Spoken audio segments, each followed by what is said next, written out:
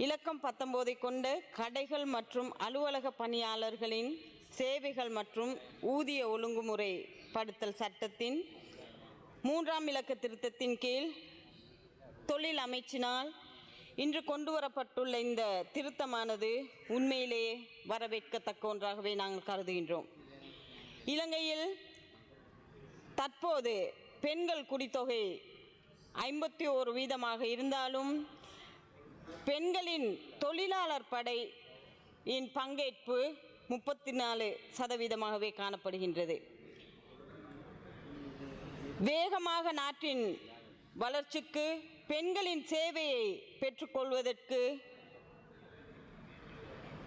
வசதிகளை வழங்குவதற்கு தேவையான தொழில் பங்கேற்பிற்கு பெண்களின் அதிகப்படியான வாய்ப்பினை வழங்கும் நோக்கத்தில் நிலவும் சட்ட குறைநிறைகளை நிவர்த்தி செய்வது காலத்தின் தேவையாகும்.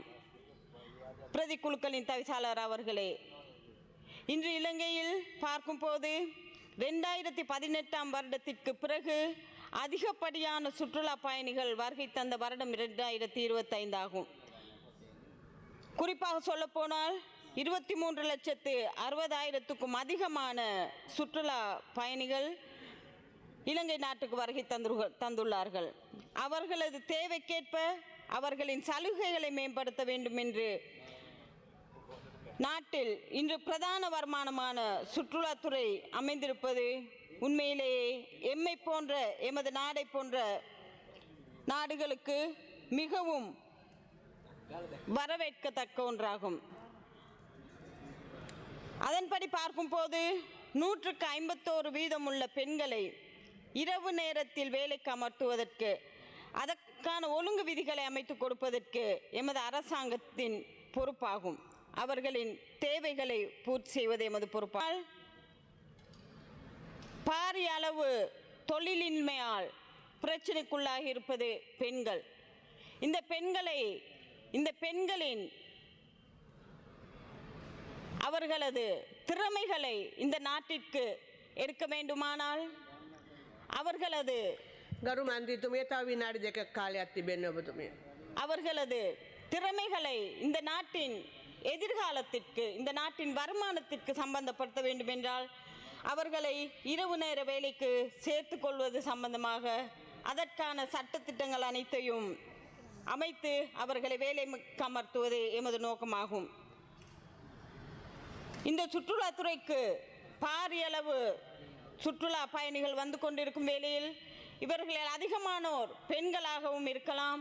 அவர்கள் வந்து தங்கும் போது அவர்களுக்கான தேவைகளை பெற்றுக் கொடுப்பதற்கு எமது பெண்களை வேலைக்கு அமர்த்துவதற்கான இந்த திருத்த சட்டம் மூலம் உண்மையிலே வரவேற்கத்தக்க ஒன்றாகும். நாட்டில் உள்ள பெண்கள் வேலை இல்லாமல் திண்டாடுகின்றனர். அவர்களுக்கு இந்த சமூகம் சூழல் தொடர்பான எந்த விதமான நம்பிக்கையும் இல்லாமல் இருந்தது இவ்வளவு நாளும். அதனால் பெற்றோர்களும் விருப்பம் இல்லாமல் இருந்தார்கள் பெண்களை இரவு நேர வேலைக்கு அனுப்புவதற்கு. பெண்களது பாதுகாப்பு, பெண்களது தங்குமிட வசதி, போக்குவரத்து, அது மாத்திரமல்ல அவர்களை அவர்களை பாதுகாக்கும் பொறுப்பையும் பெண்களுக்கு கொடுத்து இவர்களது பாதுகாப்பை உறுதிப்படுத்தி அவர்களை வேலைக்கு அமர்த்துவதற்காகவே இந்த சட்ட திருத்தத்தை கொண்டு வரப்பட்டுள்ளது. இதில் விசேடமாக மலையக பிள்ளைகளின் பங்களிப்பு மிகவும் குறைவாக இருக்கின்றது. அவர்கள் அந்த தோட்டப்புறங்களின் உள்ளேயே வாழ்ந்து கொண்டிருக்கும் வேளையில் இந்த மாதிரி ஒரு செயல் திட்டம் வரும்போது எமது பெண்களையும் இரவு நேர வேலைகளுக்கு அனுப்புவதற்கு பயமில்லாமல் அனுப்ப முடியும்.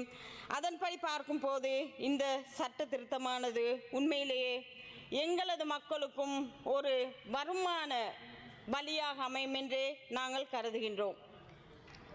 பிரதிக்குழுக்களின் தவிசாளர்கள் அவர்களே, அதனால் நான் இந்த தொழில் அமைச்சினால் கொண்டு வரப்பட்டுள்ள பெண்களை இரவு நேரத்தில் சுற்றுலாத்துறையை சம்பந்தப்படுத்தி சேவைக்கு அமர்த்துவது உண்மையிலேயே உன்னதமான ஒரு செயல். இந்த சட்டமூலத்தை மாற்றி அவர்களது பாதுகாப்பை உறுதிப்படுத்தி இந்த சட்டமூலத்தை நிறைவேற்றுவது உண்மையிலேயே காலத்தின் தேவையாகும். நன்றி.